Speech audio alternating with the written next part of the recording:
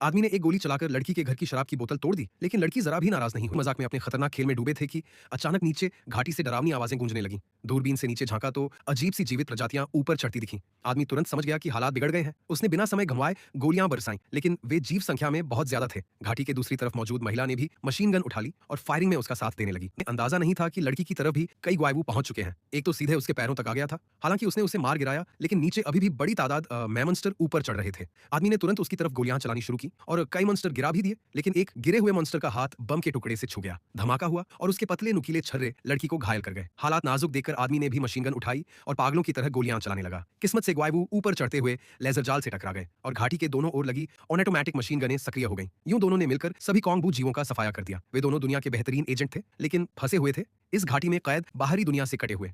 यहाँ mobile signal तक नहीं था, लेकिन दोनों ने चतुराई से लिखने वाली छोटी तख्ती और दूरबीन का उपयोग के लगभग 2000 मीटर की दूरी से एक दूसरे से बात करना शुरू कर दिया। धीरे धीरे वे संदेश भेजते, बर्तन जोड़कर संगीत बजाते, नाचते और इन्हीं पलों में वे एक दूसरे से प्यार कर बैठे, लेकिन मिल नहीं पाते थे। और यह बात मेट को हर दिन भीतर से खाए जा रही थी। आखिरकार वैलेंटाइन डे पर उसने एक बेहद जोखिम भरा कदम उठा लिया। उसने पुराना रॉकेट लॉन्चर निकाला, उसका बारूद निकाल दिया और उसकी जगह लोहे का एक हुक जोड़कर अंदर फिट कर दिया। कोण और दूरी का पूरा हिसाब लगाकर उसने फायर किया और रॉकेट जाकर सामने वाले पहाड़ के पेड़ में फंस गया। एमिली तुरंत आग बुझाने पहुंची और दोनों ने रस्सी को कसकर एक अस्थायी जिप लाइन बना ली। मैट ने खुद को रस्सी से बांधा और बिना ज्यादा सोचे हवाओं में छलांग लगा दी, मगर उसे अंदाजा नहीं था कि गति इतनी कम होगी कि वह बीच में ही रुक जाएगा। उसने हाथों के जोर से खुद को खींचकर दूसरी ओर पहुंचना ही था कि पहुंच गया। एक साल की दूर दूर वाली मोहब्बत आखिरकार हकीकत बन गई। इतनी खूबसूरत लड़की को सामने देखकर मेट सच में किसी बड़े बच्चे जैसा खुश हो गया। दोनों ने शानदार रात बिताई और तय किया कि हर हफ्ते 2 दिन जरूर मिलेंगे, लेकिन वापसी पर हादसा हो गया। मेट अभी रस्सी के बीच में ही था कि अचानक दूसरी तरफ एक ग्वायबू ने गलती से बम के टुकड़े को छू दिया। धमाका हुआ और रस्सी बीच से टूट गई। मेट तेजी से नीचे गिरने लगा, लेकिन आखिरी पल में पैराजूट खोलकर जान बचा ली। एमिली ने एक सेकंड भी बर्बाद नहीं की, हथियार उठाया और घने कोहरे में उसके पीछे कूद गई। पैराजूट खुल तो गया, लेकिन पेड़ों की शाखाओं में उलझकर वह लगभग डूब ही गई।